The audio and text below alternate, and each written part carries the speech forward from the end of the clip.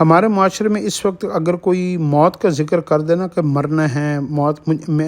میں نے مرنا ہے، آپ کو موت آنی ہے، مجھے موت آنی ہے، بچہ کوئی کہہ دے، بڑا کوئی کہہ دے، بیوی کہہ دے، خامد کہہ دے، ماں کہہ دے، باپ کہہ دے،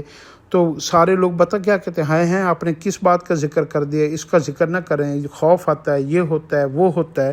تو ہمارے ہاں موت کا ذکر ختم ہو گیا ہے، جس کی وجہ سے ہم موت سے لاپرواہ ہو گئے ہیں۔ قرآن پاک میں اللہ رب العزت فرماتے ہیں قُلْ إِنَّ الْمَوْتَ الَّذِي تَفِرُّونَ مِنْهُ فَإِنَّهُ مُلَاقِيكُمْ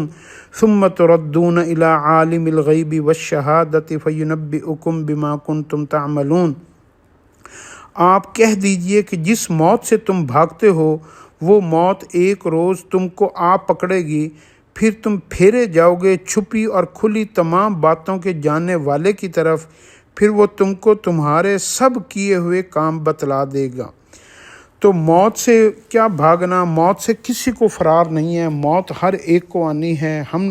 ہمارے بڑوں کو بھی آئی، ہمیں بھی آنی ہے، ہمارے بچوں کو بھی آنی ہے، ہماری بیویوں کو بھی آنی ہے، ہماری ماؤں کو بھی آنی ہے، بہنوں کو بھی آنی ہے، سب کو موت آنی ہے۔ تو موت کا ذکر کثرت کرنے سے ہمیشہ موت جو ہے نا وہ آسان ہو جاتی ہے، اور موت کا ذکر چھپانے سے، موت کا ذکر نہ کرنے سے، دنیا کی ہر وقت رونقوں کا ذکر کرنے سے، جو لوگ موت کے ذکر سے گھبراتے ہیں ان کے اوپر دوہرے جو ہے نا مسائل آتے ہیں۔ ایک تو ان کو موت مشکل والی آتی ہے، تو مشکل والی موت سے بچنے کے لیے موت کا ذکر کثرت سے کیا کریں، تاکہ اللہ کے ہاں ہمیں کم از کم اس درجے تک ہم جو ہے نا اپنا مقام بنا سکیں کہ ہمیں اللہ کے جو ہے نا اللہ سے خوف بھی ہے، اور موت کی تیاری کی ہمیں جو ہے نا فکر بھی ہے، اور ہم جو ہے نا موت سے جو ہے نا اپنی کچھ نہ کچھ تیاری رکھنے کا ارادہ بھی رکھتے ہیں۔ تو ان کیفیات سے اپنے آپ کو کوئی بندہ بھی دنیا سے بچا نہیں سکتا موت سے۔ موت سے بھاگنے والے کی مثال ایسے ہے جیسے ایک لومڑی جو ہے نا، اس نے زمین کا کچھ قرض دینا ہونا تو وہ ایک جنگل سے دوسری جنگل، دوسرے سے تیسرے جنگل، جتنے بھی جنگل وہ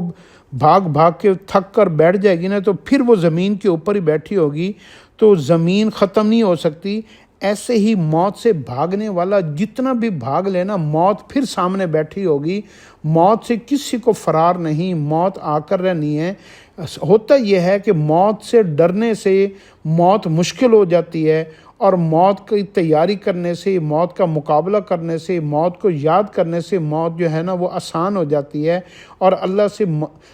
یعنی موت کے بارے میں ایک فکرہ لفظ، ایک چھوٹی سی دعا ہے حدیث کے اندر، اللہم بارک لی فی الموت و فیما بعد الموت۔ یہ دعا اگر آپ کثرت سے پڑھیں نا، آپ کی سوچ ہے کہ اللہ رب العزت آپ کو خیر والی، بھلائی والی، عافیت والی، عزت والی، ایمان والی موت سے نوازیں گے، اور موت کے جو بعد والی زندگی ہے وہ بھی اللہ پاک آپ کو بہترین اور اجر کے ساتھ آپ کو نوازیں گے۔ تو اولیاء اللہ اس دعا کو، حدیث کی یہ دعا ہے،